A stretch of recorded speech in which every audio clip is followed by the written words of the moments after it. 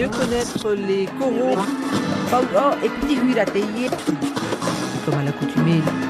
Nanat wa yao. Somos de nouveau de sortir. Taratung arur arhei. L'oreille est hardie. Restez hardi, moussaillon, moussaillon, moussaillon. Patrice et Lydie Kozak.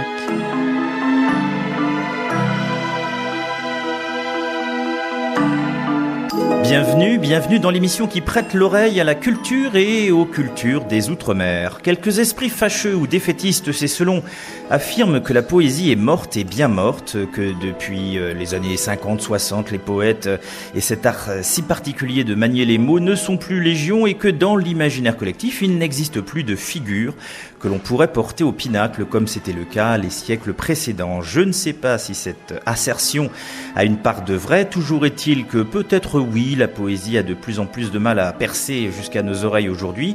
Est-ce la vitesse, la cadence à laquelle nous sommes assujettis de nos jours qui provoque cela? Est-ce l'âpreté, la prédominance du réalisme économique, social et politique qui l'emporte sur la narration de la beauté et de l'imaginaire? Sont-ce les valeurs qui seraient portées par la poésie qui n'auraient plus cours? Est-ce la puissance même de la poésie qui fait peur? Je suis sûr que notre invité du jour a un avis sur la question, si l'on en croit son dernier spectacle en date, qu'il a écrit, mis en scène et qu'il interprète avec musiciens et chanteuses. Performance imprégnée de poésie, comme si elle seule pouvait embraser des thématiques aussi fortes que la vie et la mort. Avec l'appui d'autres vers que les siens, ceux du poète martiniquais Aimé Césaire, il tisse un dialogue entre un père et sa fille, entre évocation de l'Apocalypse et de la Genèse, entre fin du monde et renaissance. Il nous parlera de ce spectacle en particulier, de son attrait pour la poésie, la parole et pour les auteurs des Outre-mer et d'ailleurs. Au creux de notre oreille cette semaine, Adama Diop. Et la voix du Père s'éleva.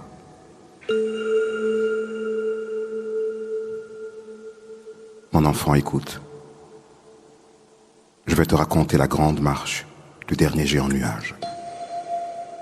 Ce jour-là, dans des temps plus proches qu'anciens, sous un ciel corrosif et noir, un immense nuage se dessinait.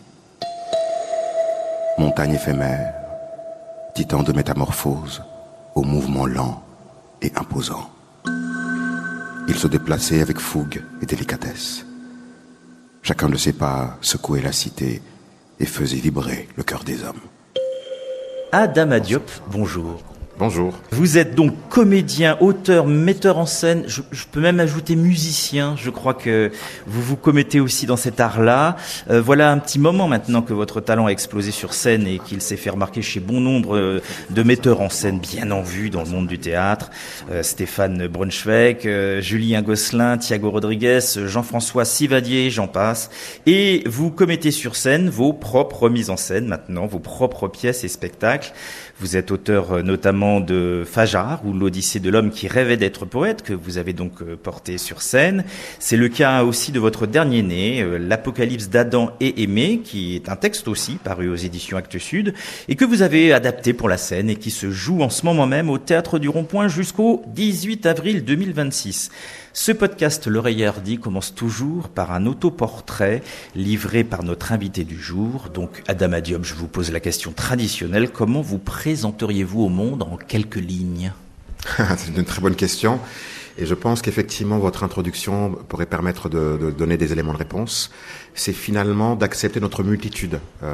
Être un homme, être un poète, être un acteur, être un dramaturge, un metteur en scène, un musicien. C'est-à-dire que c'est aussi une réponse, en effet vous en parliez aussi, à un monde qui de plus en plus nous demanderait d'être qu'une seule chose à la fois. Ma réponse finalement c'est de dire ne pas traverser la quintessence d'une chose, mais en tout cas accepter que nous sommes multiples et que l'acceptation de notre multiplicité fait de nous des êtres uniques. Dans ce portrait, est-il important de dire que vous êtes franco-sénégalais ? On peut le dire, effectivement, c'est le parcours de ma vie. Je suis né au Sénégal jusqu'à mes 20 ans. Je suis arrivé en France pour faire mes études de théâtre et finalement 20 ans plus tard, je travaille toujours ici. Et ce qui est intéressant aussi, c'est de dire que presque ce troisième cycle où je me mets à écrire et à mettre en scène était une nécessité aussi, finalement, non pas de réconcilier, mais en tout cas de lier ces 2 moments de ma vie, ces 20 années au Sénégal et ces 20 années en France, et de trouver un équilibre et de raconter finalement ma complexité en étant originaire du Sénégal et vivant en France pendant si longtemps. À titre personnel, je n'avais pas forcément envie de le souligner, mais c'est aussi l'essence même de vos 2 spectacles que vous avez écrits et mis en scène. Le premier pour peut-être justement mettre de côté ce terme de migrant et vous raconter donc l'odyssée d'un homme qui effectivement avant tout veut devenir poète et puis après il se trouve que les circonstances de la vie fait que du coup son identité géographique est très marquée. Et puis dans ce spectacle-là, vous parlez effectivement de ce monde qui ne va pas, mais qui fait que aussi les identités sont rendues chaotiques par certains réalismes dont je parlais, politique, économique et social. Donc ça me semble important. Et puis l'autre aspect, c'est que c'est à la langue.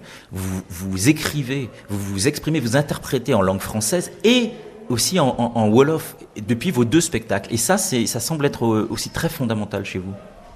Oui, c'est extrêmement important parce qu'en effet, il y a quelque chose où parfois les débats se cristallisent sur des mots, et c'est une vraie question aussi quand je fais de la poésie, puisque on voit bien qu'il y a de plus en plus des mots, des phrases, des thèmes qui au fond n'ont pas beaucoup de sens, mais qui évoquent des images, qui évoquent des clichés. Le mot migrant fait partie, puisque nous considérons que des Européens qui iraient dans le monde seraient des sortes d'explorateurs ou d'expatriés. Si c'est dans l'autre sens, ce sont des migrants. Donc en fait, c'est fondamentalement ça que je questionne. Et donc oui, quand j'écris, j'essaie d'élever, et je pense que la poésie permet ça aussi. Le poète a cette place de finalement prendre du recul, observer le monde dans lequel il vit et écrire des phrases, écrire des sonorités, écrire des images. Et en effet, ce que j'essaie de faire, c'est de raconter nos humanités dans toute leur complexité. La mienne, elle est un fils né du continent africain, né du Sénégal, vivant en France, mais voyageant partout dans le monde, et donc voyant plein de réalités, se remettant en question tout le temps. Et je pense que élever les questions, élever nos réflexions sociétales au niveau des humains que nous sommes, du rapport que nous entretenons avec le vivant, est beaucoup plus intéressant que de, je dirais, mordre l'appât que nous envoient les politiciens ou les journalistes parfois, migrants, agresseurs, terrorisme, féminisme, tous ces grands mots-là qui parfois, il me semble, ne sont pas au contact d'une réalité et d'une complexité de ces réalités-là. Donc ce que j'essaie de faire en effet, c'est grâce à la poésie, de nous amener non pas à réfléchir, mais à ressentir intelligemment ce que c'est que notre rapport avec l'autre et ce que c'est que notre rapport avec le vivant. Le spectacle donc actuel, c'est l'apocalypse d'Adam et d'Aimée. Adama, Adam, c'est la même origine. Adam veut dire la terre. En effet, c'est mon prénom.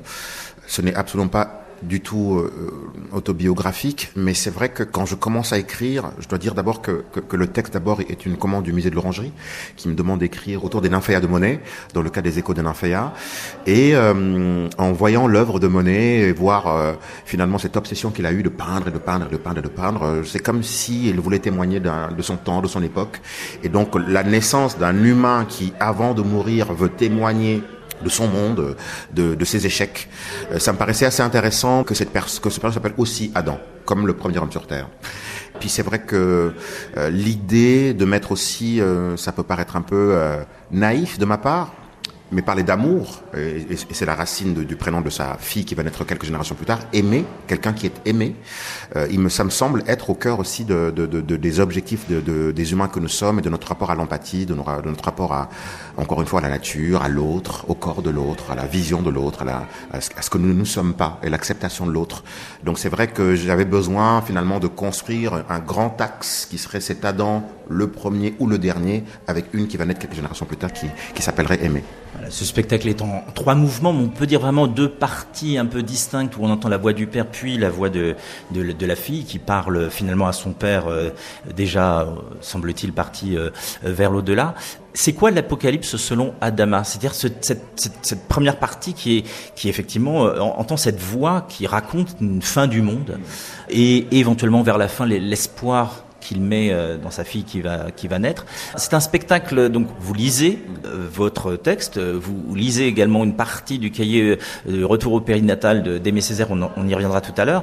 À la fois il y a de la musique et à la fois on entend des chants et des voix, et il y a aussi ces images qui sont vraiment de l'actualité. On voit les images de guerre, de conflit, on voit des images de dirigeants qui semble-t-il en tout cas à vos yeux, sont toxiques et ont amené quelque chose qui n'est pas vers justement l'amour, la réconciliation, la paix, etc., etc. Vous avez besoin d'ancrer votre poésie dans quelque chose de concret. Voilà. Et ces images nous ramènent vraiment vers le concret. Tout à fait. Je pense que j'écris parce que je vis dans un monde très violent, en fait. Très, très violent. Et je pense qu'il y a des moments où, dans nos solitudes, il y a une sorte de grande difficulté à interagir avec le monde, une grande colère, une grande incompréhension et surtout une sorte d'incapacité à pouvoir mouvoir quoi que ce soit. Et donc, cette impuissance-là, que j'ai pu ressentir à tellement de moments de ma vie, m'a poussé à écrire. En me disant, oui, il y a cette chose très vulgaire, très violente, très extrême parfois du monde dans lequel je vis, et où j'ai besoin de confronter la langue. Et c'est cette confrontation-là, moi, qui m'intéresse. C'est-à-dire que c'est toujours cet entre-deux. Fadiar, mon premier texte, ça veut dire l'aube, et donc ça se passe entre le jour et la nuit. Et c'est aussi au cœur des questions que j'ai dans ce texte de l'Apocalypse. Une des questions en tout cas que je pose, c'est quoi la poésie ? Le père considère que la poésie serait la beauté, serait l'humanité a échoué parce qu'ils ont préféré l'excavation, la démolition, le capitalisme, et donc ils ont tué la poésie. La fille, quelques générations nées, en lui disant non, la poésie n'est pas morte puisqu'elle est partout. Elle est dans le chaos aussi, elle est dans la flamme, elle est dans l'apocalypse, elle est partout. Elle lui reproche même d'avoir un peu baissé les bras avant. Oui, elle lui dit que vous n'avez pas travaillé suffisamment. Vous n'avez pas cru suffisamment, vous n'avez pas empathisé suffisamment, vous n'avez pas été curieux suffisamment, vous n'avez pas dansé suffisamment, vous n'avez pas pardonné suffisamment, et presque vous avez été naïf. Et l'idée de penser que la poésie ne se logerait que dans un seul endroit est naïf. Et donc c'est presque une fille qui lui dit « Papa, t'as été naïf, mais t'inquiète pas, ça va aller. » Mais ça veut dire que c'est la situation dans laquelle nous sommes là. C'est-à-dire que malgré tout ce qui se passe de terrible, que vous avez décrit, la guerre, le capitalisme, l'égoïsme, etc., etc., ça veut dire qu'il y a encore une chance pour voir de la lumière. Parce que c'est vrai qu'aujourd'hui, en particulier là dans les périodes dans lesquelles on vit, on sent qu'il y a un petit retour en arrière vers des valeurs qui nous font plutôt marcher vers une forme de régression, quoi. C'est la situation dans laquelle nous sommes aujourd'hui, et il faut qu'on travaille encore plus, et il faut pas baisser les bras, quoi. C'est aussi ça qu'on entend dans toutes les premières parties du texte, enfin, du spectacle. Absolument. Je pense qu'il y a trop de choses aujourd'hui qui nous pousseraient à vouloir baisser les bras, parce que l'époque est extrêmement inquiétante partout dans le monde. On voit des guerres éclater un peu partout, de plus en plus. On voit des régimes virer de plus en plus vers une sorte d'extrême droite très très radicale, très violente. On voit une sorte de banalisation du racisme, une banalisation de plein de choses. Et effectivement, ce rapport très violent qu'entretiennent les gens de pouvoir au monde et leur manipulation qu'ils ont de nous opposer souvent. Les réponses, en tout cas les questions que j'essaie de poser grâce à la poésie, c'est de dire, et si nous, à l'intérieur de ce chaos-là, nous puissions imaginer une communauté de personnes qui ne nous laissons pas complètement envahir et écraser par ces visions apocalyptiques, mais que nous réfléchissions à l'éventualité que nous ne mettons pas suffisamment en lumière aujourd'hui les choses sublimes qui se passent sur cette terre, puisqu'il se passe des choses sublimes sur cette terre. Il y a des endroits du monde où la nature pousse extrêmement bien. Il y a des moments du monde où le désert a reculé, où des communautés ont des utopies merveilleuses. Mais sauf que ce n'est pas ça qu'on met en avant. Et donc, ouais, l'idée c'est de dire, tout n'est pas monstrueux. Beaucoup de choses le sont. Il y a des choses sublimes, et je pense que si l'humanité petit à petit tournait les yeux vers ça et mettait plus ça en valeur, il y a l'espoir. En tout cas, j'ai besoin d'avoir de l'espoir. J'ai besoin de me dire que les conditions sont monstrueuses, difficiles à bien des égards, mais il y a plein de choses sublimes que l'humanité invente, crée, se remet en question, avance, et je pense qu'il faut qu'on mette en valeur ça, et il faut qu'on arrose ça comme une forêt, comme une plante qui doit pousser. Alors, il y a cette expression qui dit qu'un arbre qui tombe fait plus de bruit qu'une forêt qui pousse, mais il y a une forêt qui pousse, en réalité. Mais comment, chez vous, pour vous, se sont inscrits les mots d'Aimé Césaire ? Il y a ce moment, donc, effectivement, une légère pause, et puis on part sur un extrait du cahier du retour au pays natal d'Aimé Césaire, avec d'ailleurs son nom écrit en grand au-dessus des trois interprètes de votre spectacle. Pourquoi vous l'avez choisi et comment vous avez inscrit Aimé Césaire et ses mots dans ce que vous vouliez dire et dont vous nous parlez depuis tout à l'heure? Eh bien, le cahier d'un retour au pays natal, c'est une relation très particulière que j'entretiens avec ce texte, puisque sans connaître Césaire au départ et sans connaître son œuvre, quand j'étais adolescent au Sénégal, il y a une phrase qui était là, dans l'air, c'est « je serai la bouche des malheurs qui n'ont point de bouche ». Voilà. Donc c'est une phrase, c'était comme une sorte de mantra qui m'accompagnait, mais je ne savais pas vraiment de qui c'était, mais c'était très important. Voilà, il y avait des figures, des phrases comme ça qui étaient une sorte de phrase d'engagement du poète. Et plus tard, quand j'ai découvert le texte, on se prend quelque chose de foisonnant, de complexe, et en fait, je suis pas rentré, j'ai pas compris, j'ai pas réussi. J'avais pas les armes, j'étais pas outillé pour rentrer dans le texte. Je suis revenu dessus quelques années plus tard, en acceptant finalement, et c'est là où ce texte me hante, c'est qu'en acceptant finalement que le rapport qu'on pourrait avoir avec la poésie, c'est non pas de manière intellectuelle, mais c'est de manière émotionnelle. Et si on acceptait que les phrases, les mots, sont comme une rivière, sont comme un lever de soleil, c'est comme des sonorités, une musique, une texture, des textures, et que petit à petit, on comprend sans tout comprendre. On ressent. Et cette question-là de mettre le cœur comme l'organe le plus intelligent du corps humain et non pas le cerveau, c'est une chose qui est très importante dans ma recherche artistique et dans ma recherche dans l'écriture que j'essaie de mener.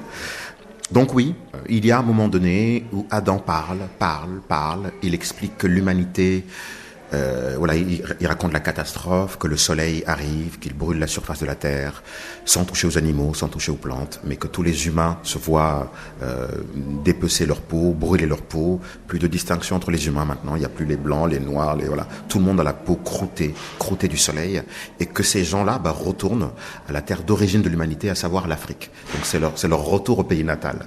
Et donc, en parlant de ça, c'est comme une sorte de... d'ailleurs, il y a un grand poète qui a parlé de cette question-là, de retourner au pays natal. Et je vais vous en dire un extrait. Donc c'est comme une sorte de témoignage ou de citation mémorielle du père qu'il ferait à sa fille. Tiens, Aimé Césaire. Il disait ça d'ailleurs. Au bout du petit matin, cette ville plate est allée au bout du petit matin. Et là, il commence à raconter les mots du poète. Il replace la poésie au cœur du monde. Dans ce chaos-là, il dit, voilà, je t'ai dit des poèmes. D'ailleurs, la poésie est morte, les humains l'ont sacrifiée. D'ailleurs, ça va être ça ton héritage. Ça va être la poésie ton héritage. Et donc voilà, c'était pour moi une manière de mettre en valeur cet immense poète qui, avec ce texte et d'autres évidemment, nous en tant que poètes, nous donne du courage. On a l'impression aussi que, justement, peut-être par l'aridité apparente de ces mots et de sa poésie, on a l'impression que tout le monde connaît, mais personne ne connaît en fait. Et j'ai beaucoup aimé que vous ayez mis Aimé Césaire à ce moment-là. Une forme d'hommage, une forme de restitution. Rendons à César ce qui appartient à César. Ce sont ces mots que je dis et je vous dis rendons à César ce qui appartient à César. Et en plus, je vous dis que ce que je vous dis là, ce sont ces mots à lui. On a l'impression effectivement de le connaître sans le connaître.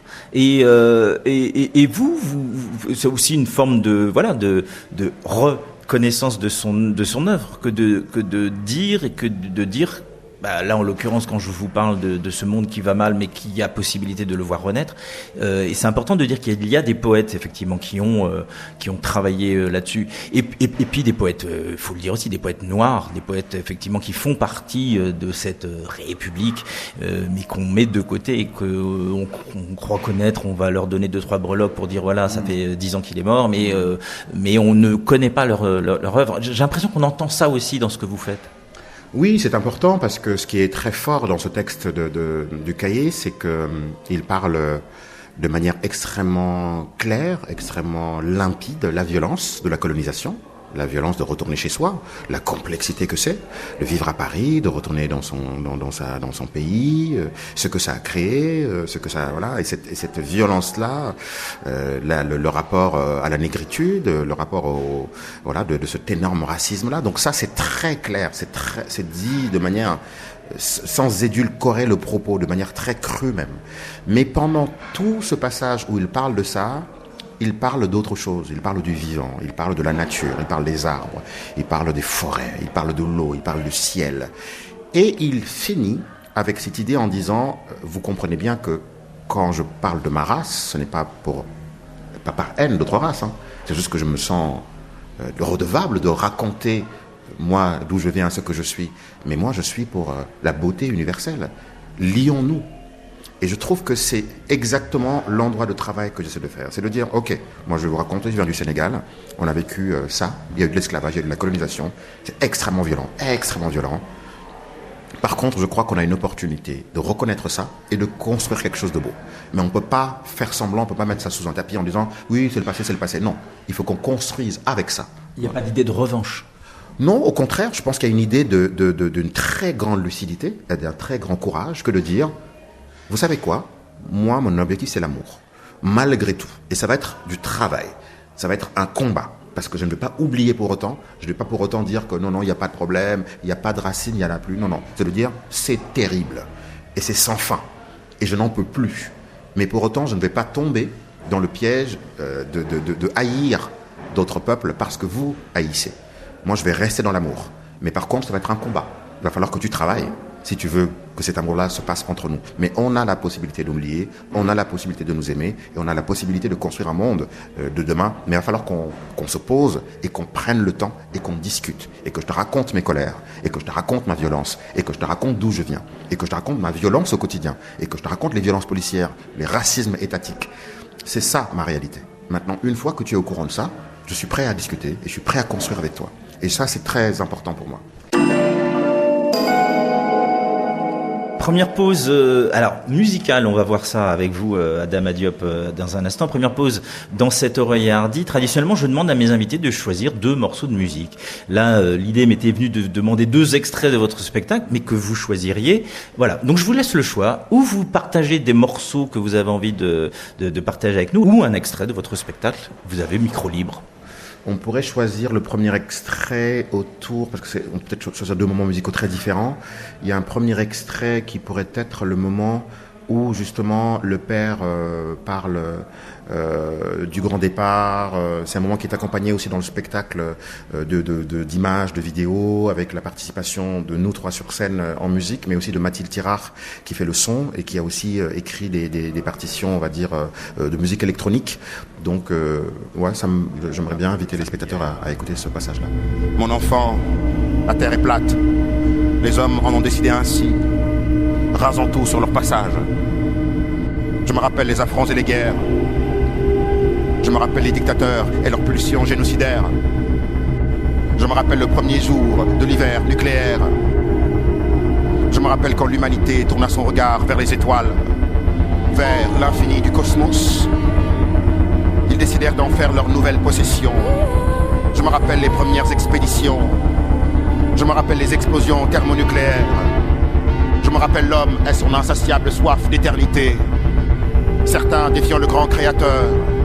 Spéciation, apparition de clones, hybridation humaine et animale, croisement d'espèces, mutation du chromosome, variation de la population, modification du génome, manipulation d'ADN. Ce fut la naissance de nouvelles communautés appelées fondations.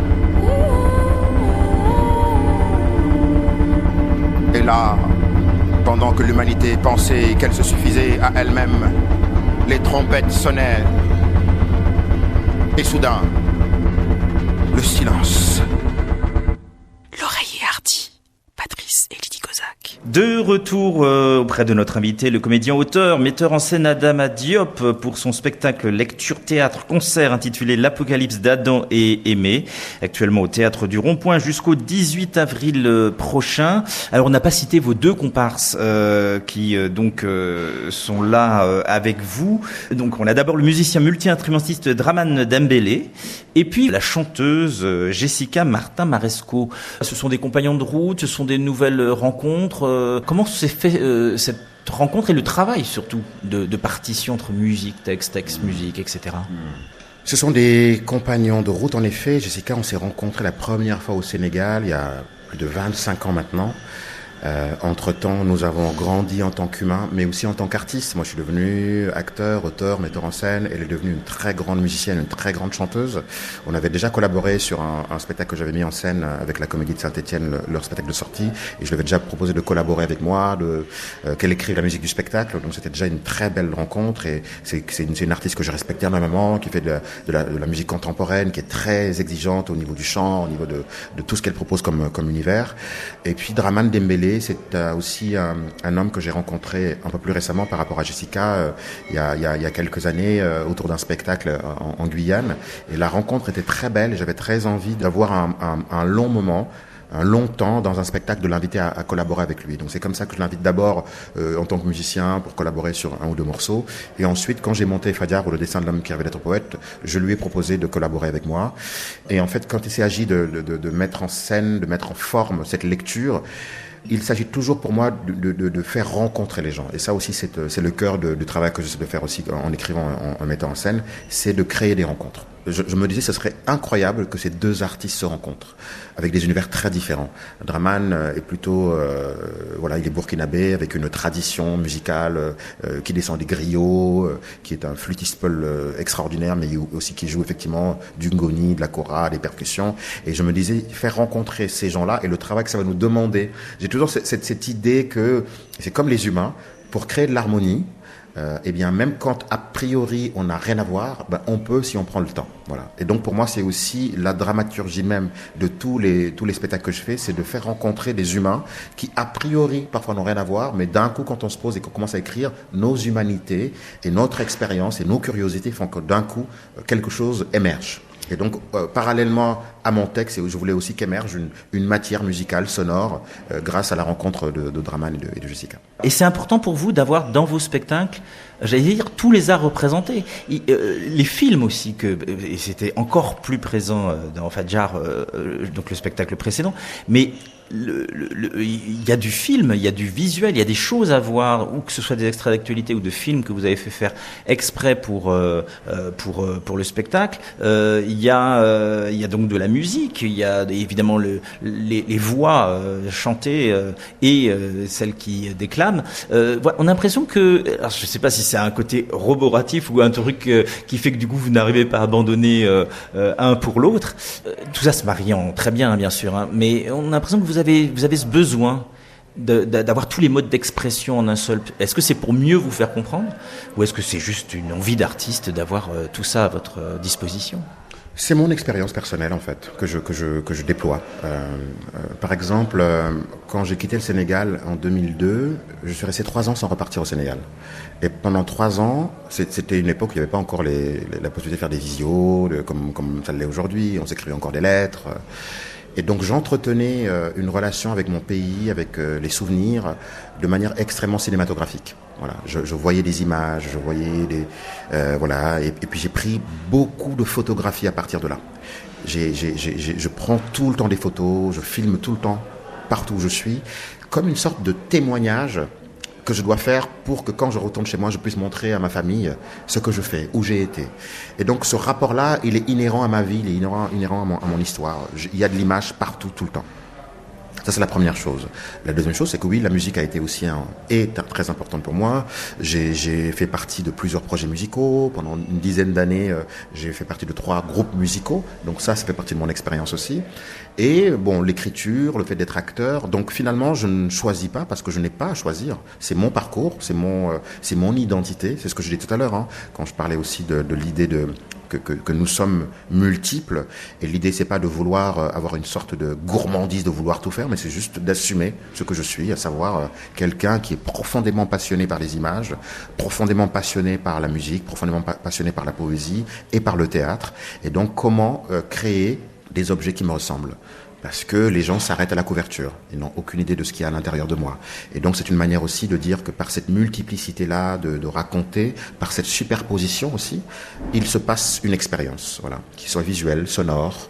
Et ça, ouais, ça fait partie du matériau. Et puis c'est quelque chose aussi finalement de très dans le concept de glissant. Hein, c'est la créolisation finalement. Hein, c'est ce que nous sommes. Hein.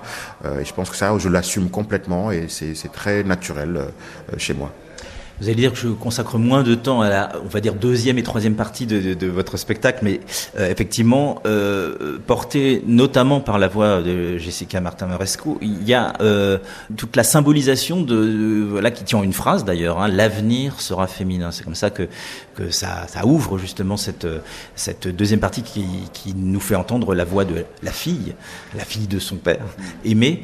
Ça aussi, on sent que c'est un point très important aussi. C'est la mère, c'est la femme, la féminité, et c'est beaucoup plus chargé d'espoir visiblement que l'homme. Voilà, vous faites une tête effectivement pour me montrer que c'est évident, mais vous allez nous expliciter ça. Je vais m'expliciter. Alors, je suis vigilant sur une chose, c'est-à-dire que je n'oppose pas les hommes et les femmes.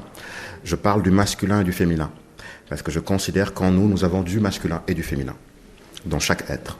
Il me semble à un moment donné, et c'est pour ça que je parle aussi d'apocalypse et la nécessité qu'il y ait des apocalypses tout le temps dans la vie, puisque des mondes doivent s'éteindre et d'autres mondes naître. Voilà, l'expérience de l'humanité telle qu'on l'a vécue aujourd'hui a été une sorte de contrôle total du masculin. Ce rapport-là que nous avons aux guerres, ce rapport-là que nous avons à la conquête, à la possession, ce sont des attributs masculins. Et donc oui, je pense que l'humanité aurait beaucoup plus d'espoir de quelque chose. Et quand je dis ça, c'est comme quand je parle d'amour ou de poésie. Quand je parle de féminité ou de féminin, c'est pas pour dire que c'est joli, c'est rose, c'est voilà. Oui, parce que c'est vite fait de penser qu'effectivement. Ouais.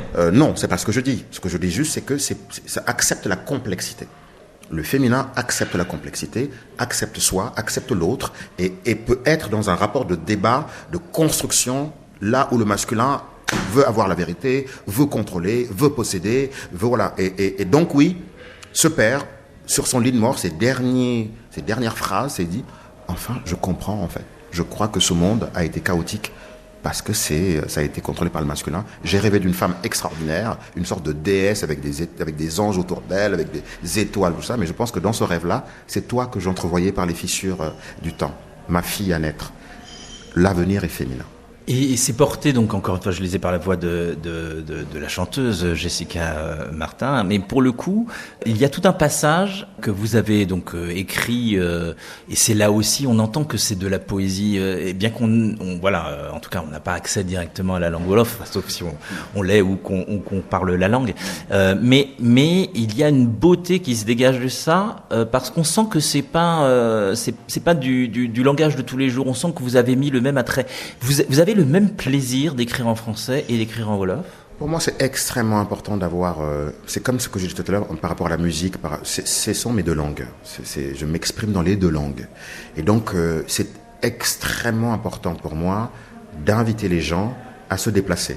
C'est-à-dire que dès lors que tu mets la langue wolof, les sonorités sont différentes, les rythmes sont différents. Et effectivement, pour moi...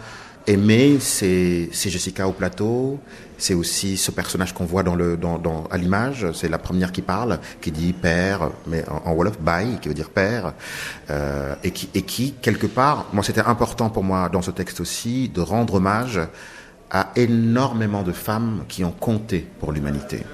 La plupart sont d'origine africaine, mais bien trop souvent, même dans mon enfance, les héros qu'on chantait, c'était des héros masculins. Et donc pour moi, c'était aussi, et quand je parle de féminin, c'est ça aussi, c'est de rendre hommage aussi à ces femmes poétesses, guerrières, reines, puissantes, sensibles, qui sans elles, le monde tel qu'il est aujourd'hui n'existerait pas.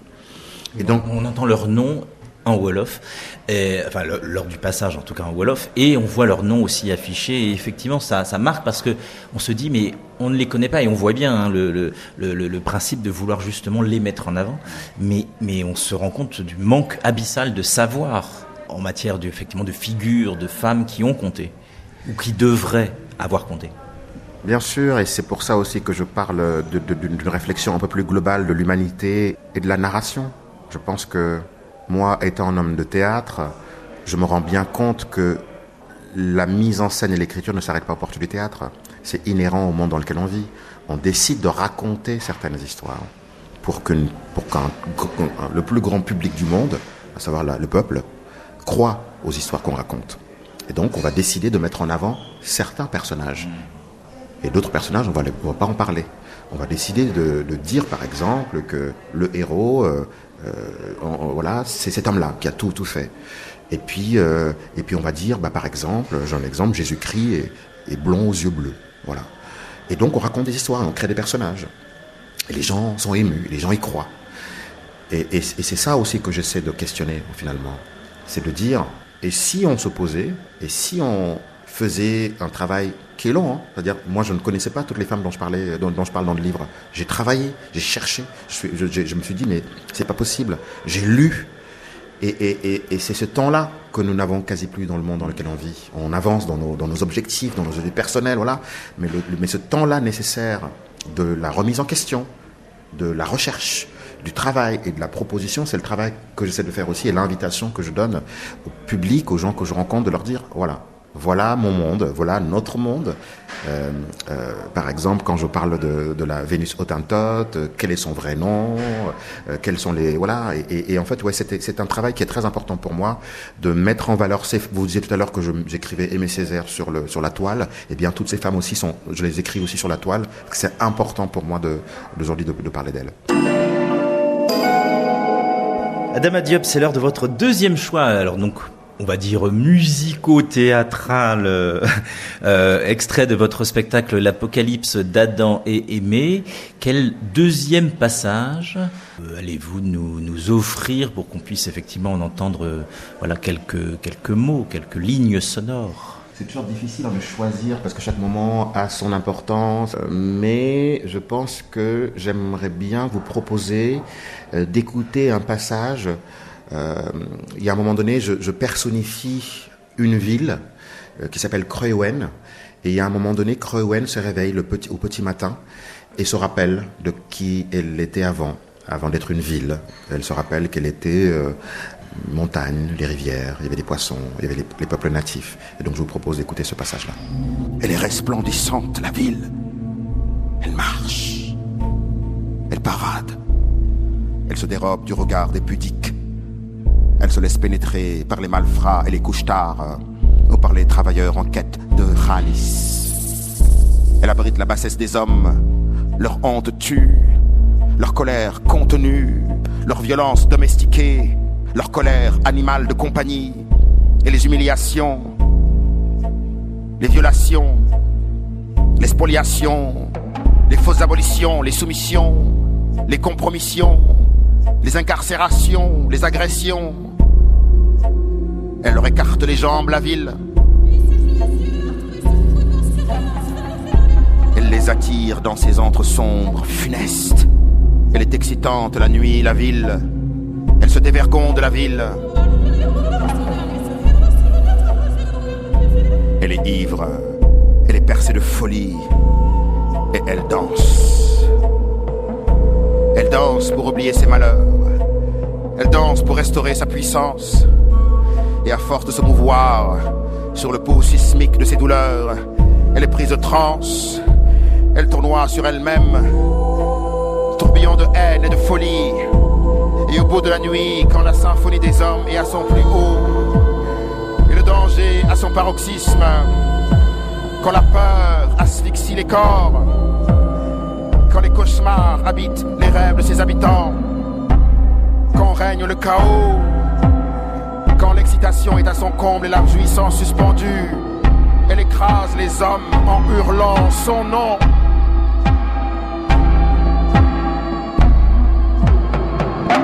Kreuen. L'oreille a du goût.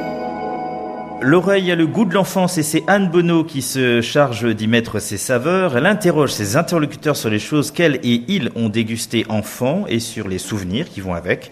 Cela donne des moments savoureux, pleins d'onctuosité pour la plupart et aussi de nostalgie. Aujourd'hui, c'est la bonne odeur du curry, repas quotidien et réconfortant. Écoutez. L'odeur de mon enfance, l'odeur curry en règle générale. Une boîte de bœuf au curry, c'est moi. L'odeur de curry mangé créole.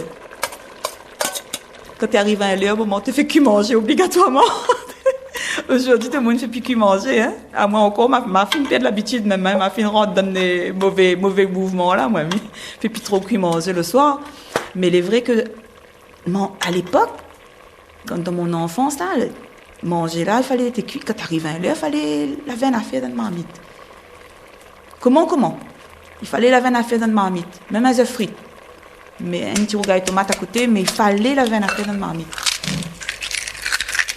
Au moment où tu sors de travail, tu arrives, déjà tu finis de dire moi ça. Avant d'aller travailler le grand matin, tu finis de dire moi. Il faut préparer ça, qu'on sort de l'école. Quand au moment où tu arrives le soir, les épices, tu finis prêt. Le riz, tu finis cuit. Et là, quand tu arrives dans la cuisine, tu dis moi, viens dans la cuisine pour tenir compagnie.